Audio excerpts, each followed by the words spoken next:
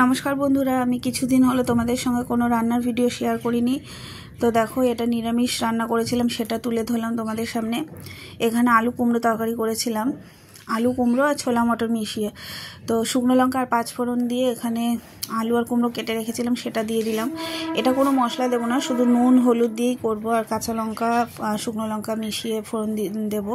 নামানোর আগে কাঁচা লঙ্কা দিয়ে দিয়েছিলাম। তো নুন হলুদ দিয়ে ভালো করে ভেজে নিয়ে জল দিয়ে দিয়েছিলাম, আর খেতে খুব ভালো হয়েছিল। ফোড়ন দেওয়া তরকারিও খেতে ভালো লাগে, রুটির সঙ্গে বেশ ঝাল ঝাল মিষ্টি মিষ্টি ভালোই লাগছিল খেতে। হয়ে গেছে, এবার নামানোর আগে এর মধ্যে আমি একটু সর্ষের তেল দেবো, কাঁচা সর্ষের তেল দিয়ে নামিয়ে নেবো। আর এখানে দেখো পনির করব। আমি আলুটা আগে নুন হলুদ জলে দিয়ে দিয়েছি। পনিরের জন্য কাজু বাদাম, চীনাবাদাম, সর্ষে, কাঁচা লঙ্কা সব একবারে বেটে নেব। আর পনিরটা একটু গরম জলে দিয়ে দিয়েছিলাম। তারপরে হালকা করে পনিরটা ভেজে নেবো আস্তে আস্তে করে নুন হলুদ মাখিয়ে। আর এখানে মুগের ডাল বসাবো, তো লোহার কড়াইতে আমি ভেজে নিচ্ছি ডালটা। দেখো পনির ভাজা হয়ে গেছে,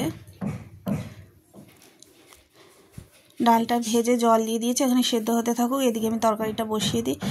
তেলের মধ্যে দিয়ে দিলাম কালো জিরে আর কাঁচা লঙ্কা। এবার আলুটা দিয়ে দেবো। আলুটা লাল লাল করে ভাজা হলে যে মশলাটা করে রেখেছিলাম সেটা দিয়ে দেবো।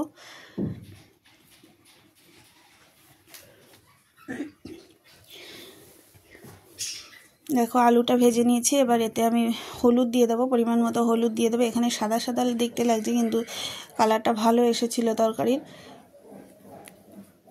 আর এইটা আমার গত শনিবারের ভিডিও, শনিবারে করে রেখেছিলাম, যেটা তোমাদের সামনে আমি শেয়ার করতে পারিনি। তোমাদের দাদাভাই খুব অসুস্থ, তাই আমি কোনো রান্নার ভিডিও কিছু তোমাদের সামনে তুলে ধরতে পারছি না। দেখো এখানে যে মশলাটা করেছিলাম সেটা দিয়ে দিয়েছিলাম, আর একটা ছোট্ট টমেটো পেস্ট করে রেখেছিলাম সেটা দিয়ে দিয়েছিলাম। সাদা সাদা লাগছে, কিন্তু কালারটা খুব ভালো এসেছিলো, খেতেও ভালো হয়েছিল। এবার আমার হয়ে গেছে মশলা ভাজাটা, আলুর সঙ্গে ভালো করে ভেজে নিয়ে এবার পনির দিয়ে দিলাম। পনিরটা দিয়েও ভালো করে ভেজে নেব। দেখো ভালো করে ভেজে নেওয়ার পরে মশলার সঙ্গে এটা ভালো করে ভেজে নেব। তারপরে জল দিয়ে দেবো। আর আজকে একটু পায়েস করব। দেখো জল দিয়ে দিই, বেশি জল দেবো না, যেহেতু ডাল হচ্ছে ওখানে, আর পনিরে বেশি ঝোলও ভালো লাগে না, একটু মাখা মাখা হবে। তরকারিটা আমার ফুটে গেছে। আর নামানোর আগে একটু ঘি দিয়ে দিয়েছিলাম, একটা কাঁচা লঙ্কা দিয়ে দিয়েছি, আর নামানোর আগে একটু ঘি দিয়ে দিয়েছি, ঘি দিয়ে নামিয়ে নিয়েছি।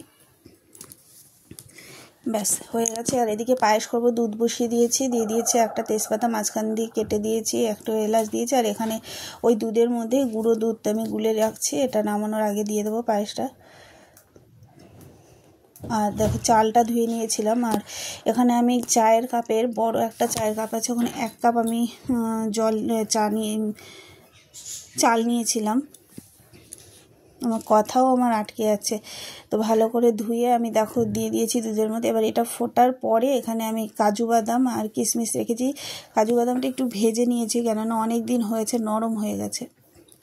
প্রথমে কিশমিশটা দিয়ে দিলাম, তারপরে কিছুক্ষণ বাদে আমি কাজু বাদামটা দেবো।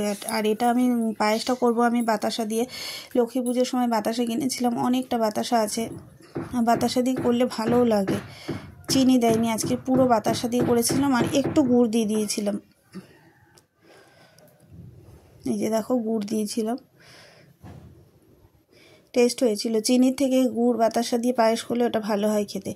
এবার দেখো পায়েসটা অনেকটা হয়ে গেছে, এবার আমি যে দুধটা গুলে রেখেছিলাম সেটা দিয়ে দেবো।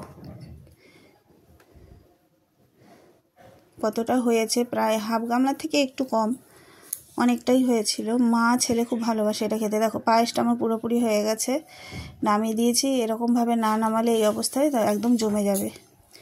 এই হচ্ছে আজকে আমার মেনু। সবাই সুস্থ থাকো।